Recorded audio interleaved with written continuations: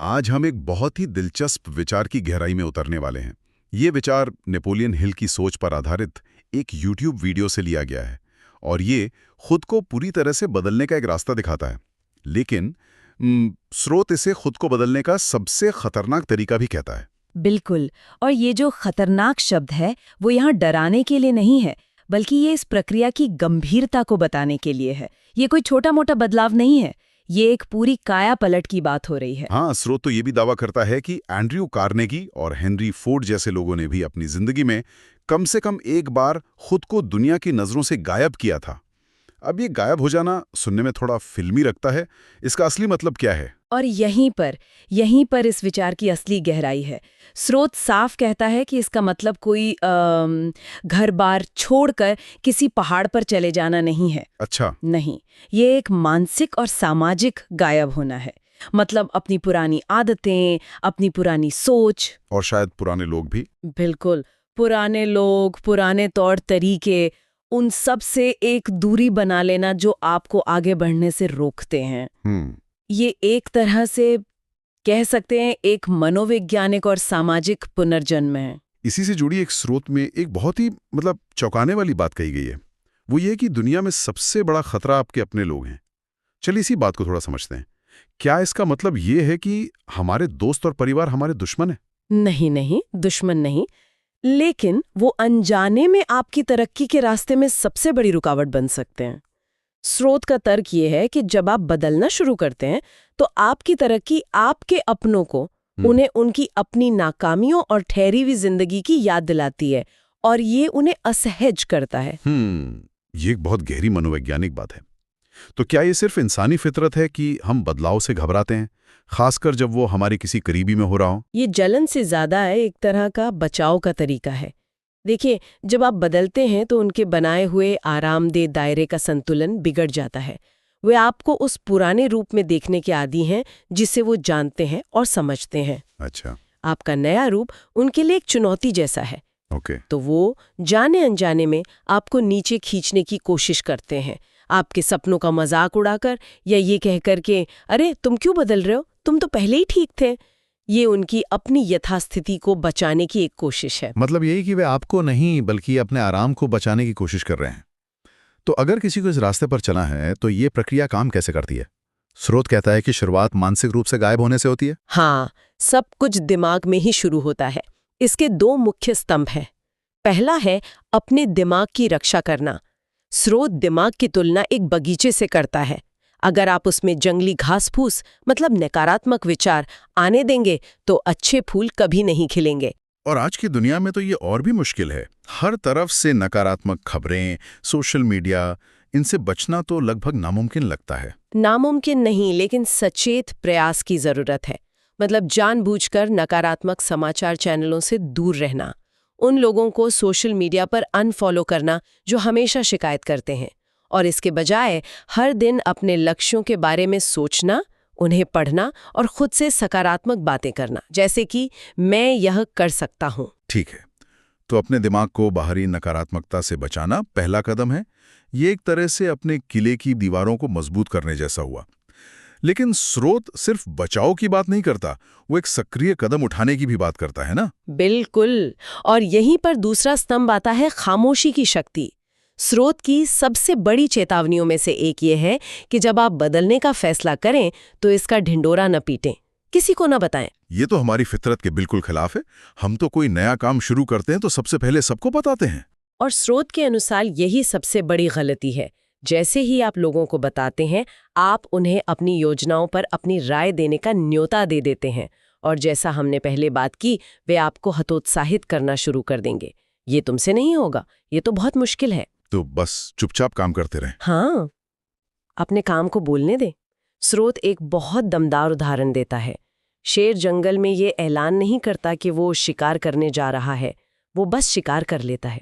उसकी दहाड़ और उसके परिणाम खुद बोलते हैं। वाह, ये तो हुई मानसिक तैयारी। लेकिन अब आते हैं उस हिस्से पर जो सुनने में ही बहुत बड़ा लगता है, शारीरिक रूप से गायब होना। स्रोत का असल में इससे क्या मतलब है? इसका मतलब बहुत कुछ छोड़ना है, और ये सच में इस प्रक्रिया का सबसे मुश्किल हिस्सा है। इसके 3 मुख्य बिंदु हैं। पहला है अपना वातावरण बदलना। ये उस जानी मानी कहावत पर आधारित है कि हम उन 5 लोगों का औसत होते हैं जिनके साथ हम सबसे ज्यादा समय बिताते हैं। ये सुनने में थोड़ा कठोर लगता है। क्या इसका मतलब है कि हमें अपने उन दोस्तों को छोड़ देना चाहिए जो शायद उतने सफल नहीं है? छोड़ देना शायद सही शब्द नहीं है, लेकिन हाँ, दूरी बनाना जरूरी हो सकता है। अगर आपके दोस्त हर शाम सिर्फ आलस करने में यकीन रखते हैं और आपका लक्ष्य कुछ बड़ा बनाना है, तो आप उनके साथ रहकर अपने लक्ष्य तक नहीं पहुंच सकते। ये कड़वा सच है। तो आपको उन लोगों की संगति खोजनी होगी जो आपको प्रेरित करते हैं। बिल्कुल, जो आपसे बेहतर हैं, ताकि आप भी बेहतर बन सकें। ठीक है, तो माहौल बदलना पहला कदम। दूसरा क्या है? दूसरा है अपनी आदतों को जड़ से बदलना। स्रोत यहाँ छोटे मोटे बदलावों की बात नहीं कर रहा, ये एक आमूलचूल परिवर्तन की बात है। अगर आप रात 2 बजे सोते हैं तो सुबह 5 बजे उठना शुरू करें। अगर आप जंक फूड खाते हैं तो उसे पूरी तरह बंद कर दें।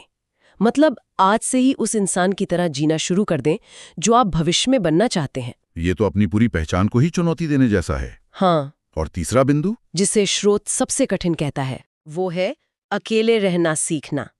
ये आज की दुनिया में शायद सबसे मुश्किल काम है। स्रोत कहता है कि हर दिन कम से कम 1 घंटा बिना फोन, बिना टीवी, बिना किसी भटकाव के सिर्फ अपने साथ बिताएं। 1 घंटा? लोग तो 1 मिनट भी अपने फोन के बिना नहीं रह पाते। ये अकेलापन तो बहुतों को खा जाएगा। और इसीलिए स्रोत इसे सबसे कठिन कहता है। शुरुआत में ये अकेलापन असहज लगेगा, शायद डरावना भी, लेकिन यही वो समय है जब आप बाहरी शोर से कटकर अपनी अंदर की आवाज को सुन सकते हैं। आप असल में क्या चाहते हैं? आप कहाँ जा रहे हैं? इन सवालों के जवाब भीड़ में नहीं मिलते, अकेलेपन में ही मिलते हैं। ये सब सिर्फ सिद्धांत नहीं है। स्रोत ने एक बहुत ही ठोस 180 दिन की योजना भी दी है। 6 महीने, ये तो एक पूरी तपस्या जैसा लगता है। चलिए इस टाइमलाइन को समझते हैं। हाँ, ये एक पूरा ब्लूप्रिंट है, एक तपस्या ही समझिए। इसे 4 चरणों में बांटा गया है। पहला चरण है दिन 1 से 30 तक निर्णय। ये सिर्फ सोचने का नहीं, बल्कि एक अटल अटूट निर्णय लेने का समय है। अपने लक्ष्यों को एक कागज पर लिखना और उन्हें हर दिन सुबह और रात को पढ़ना। इतनी बार पढ़ना कि वो आपके अवचेतन मन का हिस्सा बन जाएं। ठीक है। पहले 30 दिन नींव डालने के लिए। उसके बाद क्या होता है? उसके बाद आता है सबसे मुश्किल दौर, दिन 31 से 90 तक का दूसरा चरण, अलगाव। स्रोत इसे द ग्रेट सेपरेशन कहता है। इसमें सोशल मीडिया से पूरी तरह दूरी बनाना, पार्टियों में जाना बंद करना और बेकार की फ़ोन कॉल्स और बातचीत से खुद को अलग करना शामिल है। यह समय सिर्फ और सिर्फ सीखने और खुद पर काम करने के लिए है। 1 मिनट, मतलब 2 महीने पूरी तरह से अलग थलग रहना, ये तो बहुत ही ज्यादा है। इस दौर में कोई अकेलेपन और लोगों की आलोचना से कैसे निपटे, इसके बारे में स्रोत कुछ बताता है? हाँ, और वो कहता है कि इसके लिए पहले से तैयार रहना होगा। लोग आपको घमंडी कहेंगे कि आप बदल गए हैं, अकेलापन महसूस होगा। लेकिन यही इस प्रक्रिया का सार है। ये एक तरह से कोकून में जाने जैसा है। तितली बनने से पहले उस कीड़े को दुनिया से कटना ही पड़ता है। ये वही दौर है। सही है। तो 90 दिनों के कोकून के बाद क्या होता है? दिन 91 से 180 तक तीसरा चरण आता है, निर्माण। अब तक आपकी नई आदतें थोड़ी पक्की होने लगती हैं। आप सुबह जल्दी उठने के आदी हो जाते हैं। आपको अकेले रहना अच्छा लगने लगता है।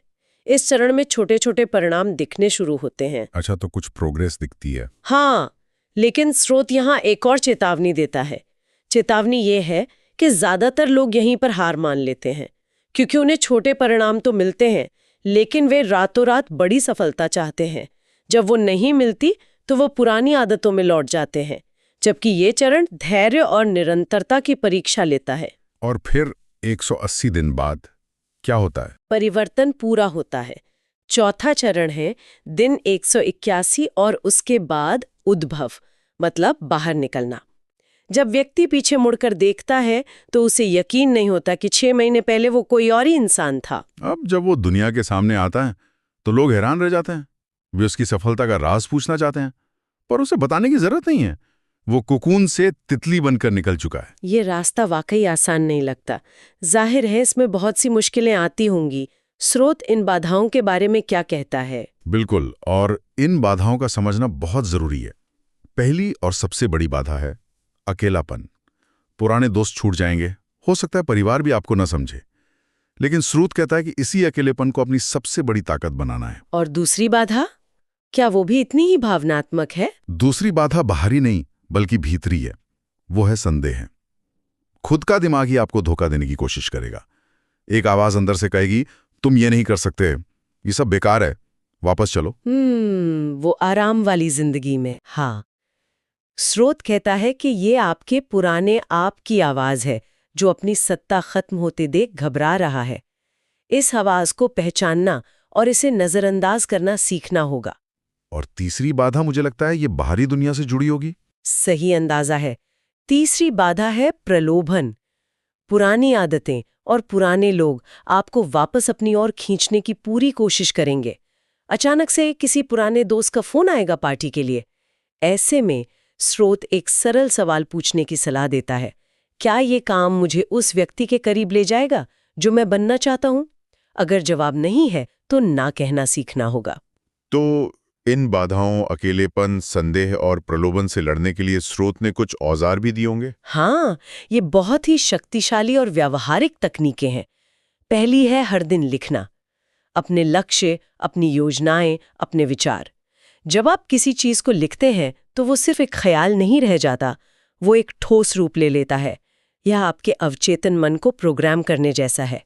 तो लिखना उस संदेह वाली भीतरी आवाज से लड़ने का एक तरीका हो सकता है। बिल्कुल। दूसरा रहस्य है विजुअलाइजेशन की शक्ति। हर दिन सिर्फ 10 मिनट के लिए आंखें बंद करके अपनी सफलता की कल्पना करना। सिर्फ देखना नहीं बल्कि उसे महसूस करना। लक्ष्य हासिल करने पर मिलने वाली खुशी और गर्व को महसूस करना। हमारा दिमाग कल्पना और हकीकत में फर्क नहीं कर सकता है। जब वो किसी चीज को बार बार महसूस करता है तो वो उसे हकीकत बनाने के रास्ते खोजने लगता है। ये तो अपने दिमाग को भविष्य के लिए पहले से ही तैयार करने जैसा है। और तीसरा औजार? तीसरा है छोटे कदम बड़ी सफलता का सिद्धांत।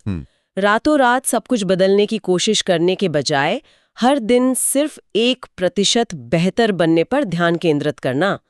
आज कल से 1% ज्यादा पढ़ना, 1% बेहतर खाना। छोटे छोटे सुधार। हाँ, स्रोत के अनुसार इस चक्रवृद्धि प्रभाव से 1 साल में कोई व्यक्ति 17 गुना बेहतर बन सकता है। यह बड़े बदलावों के दबाव को कम करता है और निरंतरता पर जोर देता है। तो इस पूरी चर्चा को अगर हम समेटें तो इसका सार क्या है? इसका सार ये है कि सच्चा और गहरा परिवर्तन कोई अचानक होने वाला चमत्कार नहीं है। ये एक सचेत, जानबूझकर और अक्सर अकेले में की जाने वाली प्रक्रिया है। ये आधे अधूरे मन से नहीं हो सकता। इसके लिए पूर्ण समर्पण चाहिए। और स्रोत का अंतिम संदेश बहुत सीधा और स्पष्ट है। बिल्कुल। स्रोत बहुत साफ कहता है, ज्ञान शक्ति नहीं है, कार्यवाही शक्ति है। ये सब जानना काफी नहीं है, इसे करना होगा। और वो सीधे तौर पर सुनने वालों को 180 दिनों की चुनौती लेने के लिए उकसाता है। गायब हो जाओ, खुद को बदलो और एक नए बेहतर इंसान के रूप में दुनिया के सामने वापस आओ। ये सब सुनने के बाद एक सवाल मेरे मन में घूम रहा है। स्रोत इस 180 दिन की योजना को एक पूर्ण परिवर्तन के ब्लूप्रिंट के रूप में पेश करता है, जिसका एक तय अंत है उद्भव। लेकिन सोचने वाली बात यह है कि क्या व्यक्तिगत विकास वास्तव में एक प्रोजेक्ट की तरह है जिसे एक तय समय सीमा में पूरा किया जा सकता है, या ये एक ज्यादा उलझी हुई, कभी न खत्म होने वाली और कम सीधी प्रक्रिया है? हाँ, मतलब दिन 181 पे क्या होता है? क्या यात्रा सच में समाप्त हो जाती है, या शायद एक नए और भी चुनौतीपूर्ण रूप में बस शुरू ही होती है?